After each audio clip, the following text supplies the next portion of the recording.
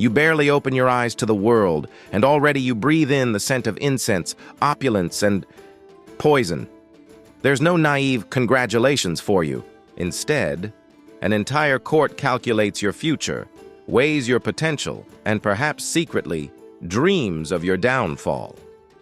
Your cradle is lined with silk and gold, but the shadows dancing on the walls resemble blades. The first sound you hear isn't your mother's cooing, but the whispers of senators, praetorians, and courtiers, all deciding if you're a blessing or just another pawn in the deadly game of power. Congratulations, son of an emperor. Your life has just begun and the stakes are already higher than the Capitoline Hill. Your first breath isn't just air. It's a potent mix of frankincense, calculated ambition, and the faint metallic tang of imperial coinage. This isn't a peaceful nursery. It's a gilded cage, a stage where your existence is paraded for Rome's elite. From infancy, you are not merely a child. You are a symbol, a potent promise, or a looming threat to many. Your birth feast isn't just a celebration. It's a grand display of power, a public flex by your all-powerful father. Each celebratory toast, each forced smile, hides a multitude of intentions, some dark, some predatory. You are presented as Rome's future, its hope, but your destiny is already etched in court intrigues. Your tiny life isn't truly your own. It's a prized imperial property, protected, showcased, and ferociously coveted. You cry, not for a mother's comfort, but under the immense, invisible weight of an entire empire. They check your health with meticulous care, not for your happiness, but to ensure you fulfill your vital role. This isn't a childhood beginning. It's the start of a lifelong, relentless public performance for the ages. Forget climbing trees or chasing butterflies through sunlit Roman fields. Such simple joys are peasant dreams, forbidden to you. While other children play in the dust, you're deep in Cicero's rhetoric, Caesar's military genius, or tracing divine genealogies.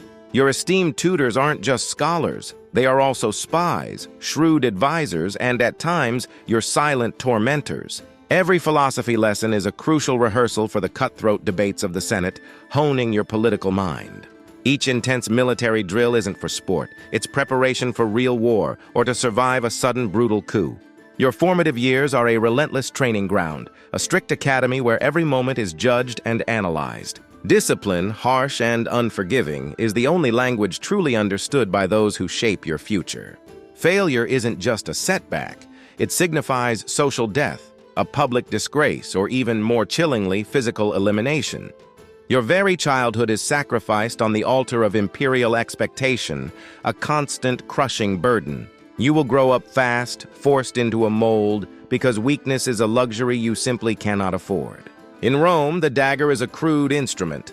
Poison, however, is a fine art, a dark science perfected within palace walls.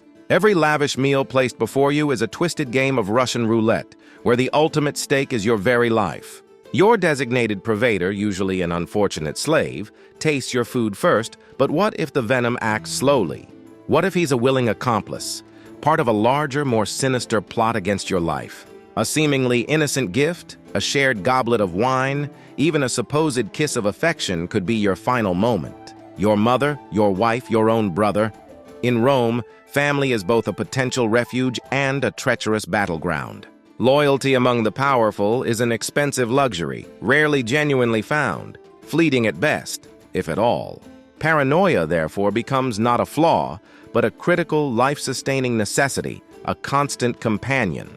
Every shadow holds a potential threat, every kind gesture a hidden motive, every smile a possible betrayal. Welcome to your opulent dining room, where every bite could quite literally be your last. Enjoy your meal. You gaze upon your older brother, or perhaps your younger sibling, and see not a blood relation, but a rival.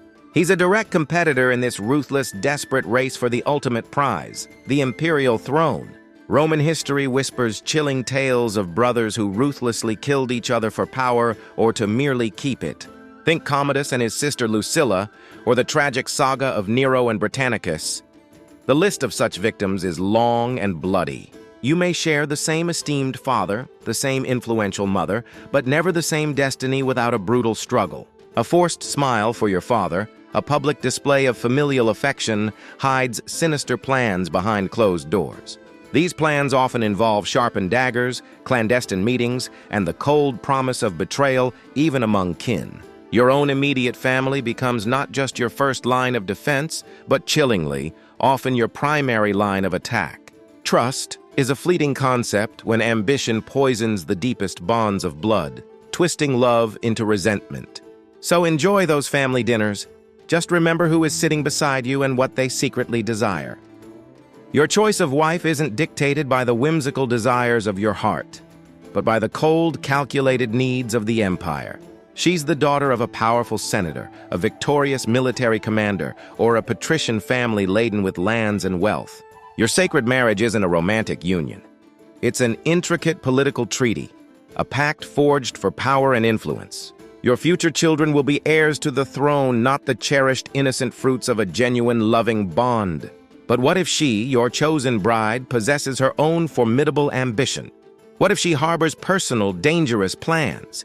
Women like the notorious Messalina or the ruthless Agrippina the Younger were masters of intricate palace intrigue. They expertly used their powerful positions to manipulate, to dominate, and ultimately to destroy their rivals without mercy.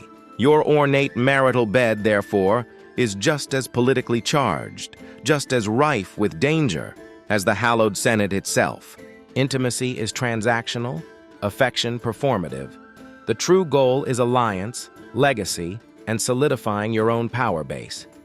Sleep well with your queen, but never forget that her loyalty may be to her family's ambitions, not necessarily to you.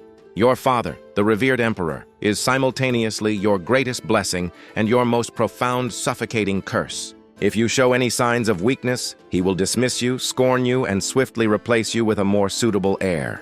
Conversely, if you prove too strong, too charismatic, too overtly competent, he might perceive you as a direct threat.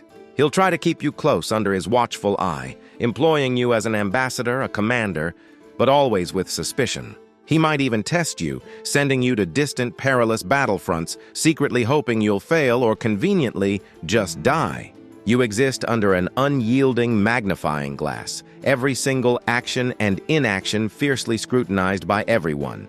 Every success you achieve is invariably overshadowed by his own monumental glory, making your triumphs feel hollow. Every minor failure, however, is magnified tenfold, meticulously used to justify your supposed incompetence or worthlessness. You are forever striving, forever comparing, constantly battling an unreachable ideal, forever in his colossal shadow. The emperor's son is never truly his own man. He is merely an extension of his father's will for good or ill. You are dispatched to command legions, given the illusion of power to gain experience in distant, dangerous provinces. But even your most brilliant military victories, hard won with blood and strategy, are ultimately credited to the emperor. You might ride in a glorious triumph through the streets of Rome, but the cheering crowds hail your father, not you. The bestowed honors feel hollow, the thunderous applause borrowed, never truly earned by your individual merit. You are merely an extension, a convenient proxy for the emperor, never a truly recognized individual in your own right. And should you ever dare to be more glorious, more beloved by the fickle populace than he, well, remember topic 6. That moment of individual shine, that surge of popular adoration, could be the very thing that seals your tragic fate. Your name becomes synonymous with your father's, your achievements absorbed into his grand imperial legacy. So march your legions, win your battles, but never forget whose shadow you truly operate within, whose name is truly glorified. Your glory is a mirage, an illusion, reflecting light from a distant, much brighter sun. Your father, the emperor. Your entire life is a relentless, exhausting public performance, every waking moment meticulously observed by all. Each carefully chosen word, every precise gesture, every subtle facial expression is scrutinized, analyzed, and judged. You simply cannot afford to have a bad day. You cannot indulge in a moment of human weakness. Not ever. Imperial etiquette is an ornate, gilded cage, dictating how you must walk, eat, speak, and even how you are permitted to laugh. True privacy becomes an unattainable illusion, a forgotten luxury from a simpler, freer existence. Spontaneity, that charming human trait, is a dangerous indulgence, quickly suppressed by your handlers. You are a meticulously crafted, elegant puppet, expertly controlled by invisible strings held by unseen hands. These strings are pulled by everyone who observes you, silently waiting, patiently anticipating your slightest misstep. Your true self, your genuine desires, must be buried deep beneath layers of ceremonial grandeur and stiff formality. The purple robes you wear are not just symbols of power. They are heavy chains, binding you to a role not of your choosing. With countless eyes constantly observing you, with so many ruthless ambitions swirling around, how can you trust anyone? Your closest, most trusted friend might secretly be an informant, reporting your every move to your enemies. Your loyal personal guard sworn to protect you could have already been bought, his allegiance sold for gold. Even the humble slave who serves your wine might be part of a grander, more sinister plot to ensure your swift downfall. Every whispered conversation in the palace corridors, every lingering, speculative gaze becomes a coded message. Each seemingly innocuous gift you receive transforms into a potential riddle, a veiled threat to be deciphered.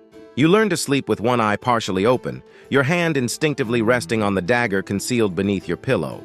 Because in Rome, cold, calculating distrust is the only companion that proves truly loyal, truly unwavering. Every shadow seems to hold a conspirator, every smile a hidden blade, every embrace a prelude to betrayal. Welcome to your lonely, suspicion-filled existence, where peace of mind is the ultimate, most elusive luxury.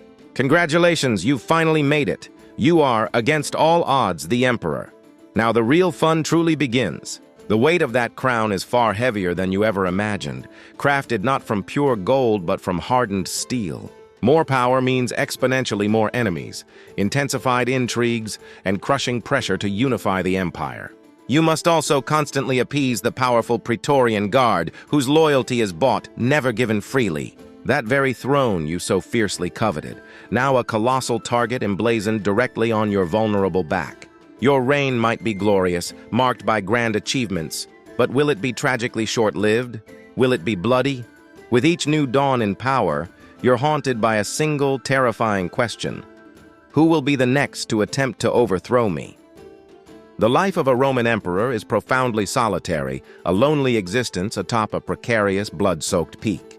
And your death, almost without exception, will arrive swiftly and violently, often at the hands of those closest to you. Enjoy your brief moment of ultimate power.